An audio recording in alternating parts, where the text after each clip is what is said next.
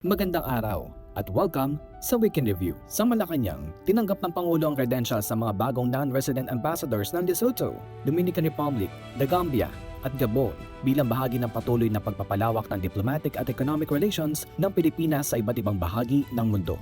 Pinangunahan ng Pangulo ang pulong ng Private Sector Advisory Council upang pagtugmain ang pangangailangan ng mga industriya at mga kasanayang dapat ihanda para sa mga Pilipinong manggagawa. Kabilang sa tinalakay ang paglikha ng National Artificial Intelligence Framework, pagpapalawak ng job fairs at upskilling, suporta sa trabaho at negosyo para sa MSMEs, at pagpapatupad ng Semiconductor and Electronics Industry Roadmap. Layunin nitong ihanda ang mas maraming Pilipino para sa mga trabaho na lilikha ng AI, digital technology, semiconductors at iba pang high-value industries. Sa LEDAC meeting kasama ang 20th Congress, nakipagpulong ang Pangulo sa mga lider ng Senado at Kamara upang depasuhin at muling isaayos ang mga prioridad na panukalang batas ng administrasyon.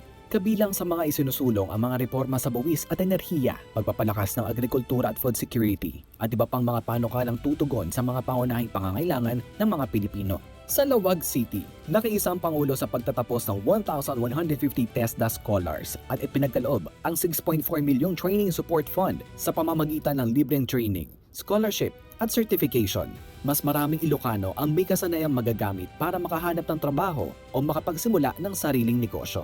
Mula rito, binisita ng Pangulo ang Government Roque B. Ablan Senior Memorial Hospital upang tingnan ang pagpapatupad ng zero balance billing. Ininspeksyon niya ang bagong dialysis center, pediatric ward at obstetrics and gynecology ward kung saan maaaring makatanggap ang kinakailangang pangangalaga ang mga kwalipikadong pasyente ng walang babayarang hospital bill.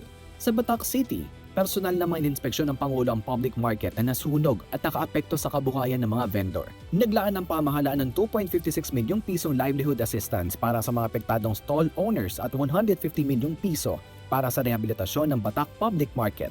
Sinuri rin ng Pangulo ang plano para sa isang bagong public market at economic zone upang hindi lamang maibalik ang nawala, kundi makapagtayo ng mas maayos at mas modernong sentro ng kabuhayan para sa lungsod. Tuloy-tuloy ang trabaho upang mas maraming oportunidad at mas maayos sa serbisyo ang maramdaman sa bawat komunidad.